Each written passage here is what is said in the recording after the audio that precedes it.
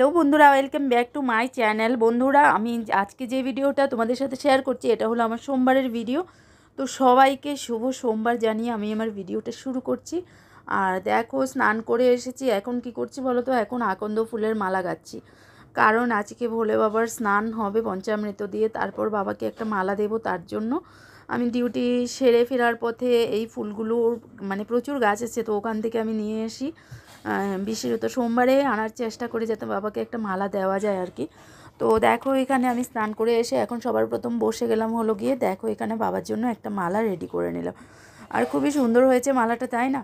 তো চলো, এবার মালা গাঁথা আমার হয়ে গেছে। এবার যাব হলো গিয়ে পুজো দিতে। তো পুজোটা আজকে আর হয়তো শেয়ার করবো না তোমাদের সাথে। পুজো দিয়ে তারপর আমি আবার ফিরছি, তোমাদের সাথে কথা বলবো।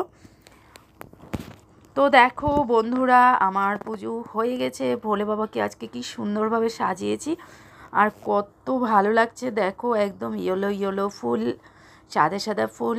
তো রোজ সকালবেলা আমার শাশুড়ি মা প্রচুর পরিমাণে ফুল তুলে আনে, আর দেখো আমি আসনটাকে এভাবে ভর্তি করে পুজো দিয়ে দিই। তো দারুণ লাগছে না বাবাকে? দেখো এবার। তো বন্ধুরা দেখো, এখন আমাদের দুপুরের খাওয়া দাওয়া হয়ে গেছে। পুজো তো হয়ে গেলে দেখলেই, তারপরে এখন এসেছি একটু ঘুমাবো। দেখো ছেলে বিছানায় কিরকম করছে। তো হ্যালো বন্ধুরা, আমারও প্রচণ্ড টায়ার্ড লাগছে, মানে খাওয়ার পর শরীরটা মনে হচ্ছে আরও একদম ম্যাচম্যাচ করছে। তো চলো এখন একটু ঘুমাচ্ছি, বিকেলের দিকে উঠে আবার ব্লগটা স্টার্ট করব। সাথে থাকো, দেখতে থাকো। আর বন্ধুরা দেখো, এখন ঘুম থেকে উঠে সব কাজকর্ম গুছিয়ে সন্ধে প্রদীপ টদীপ দিয়ে নিয়েছি।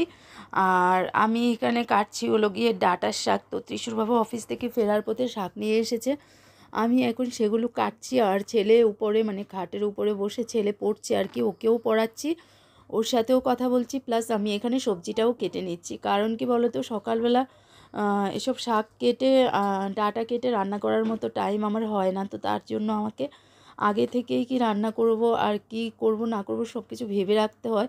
তো দেখো, আমি এইভাবে যখনই কোনো কুমড়োর ডাঁটা, লাউয়ের ডাঁটা, মানে যাই বলো ডাঁটা আনা হলেই আমি কেটে রেখে দিই।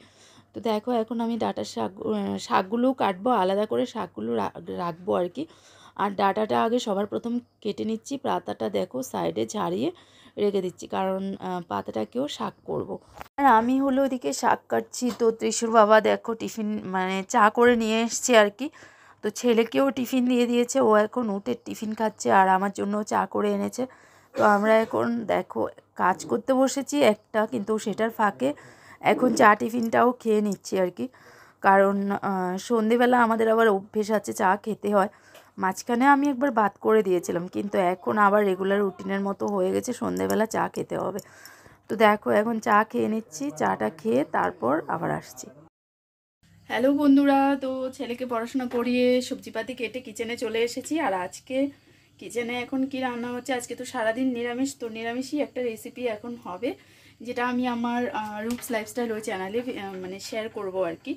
তো কি রান্না হবে তোমাদেরকে এক ঝলক দেখিয়ে দিই। আজকে পনির রান্না হবে। এখানে রান্নার জন্য সব কিছু রেডি করে নিয়েছি, আর পুরো রেসিপিটা আমি শেয়ার করব আমার ওই চ্যানেলটাতে, রূপস লাইফস্টাইল ওই চ্যানেলে। তো তোমরা যারা রেসিপিটা দেখতে চাইছো ওই চ্যানেলটা ভিজিট করে নেবে, ঠিক আছে? তো চলো রান্নাটা সেরে নিই, তারপর তোমাদেরকে লুকসটা দেখাবো। তো বন্ধুরা, আমার রান্নাবান্না কমপ্লিট হয়ে গেছে, আর রান্না করে আমি এখন বসে গেলাম হলো খেতে।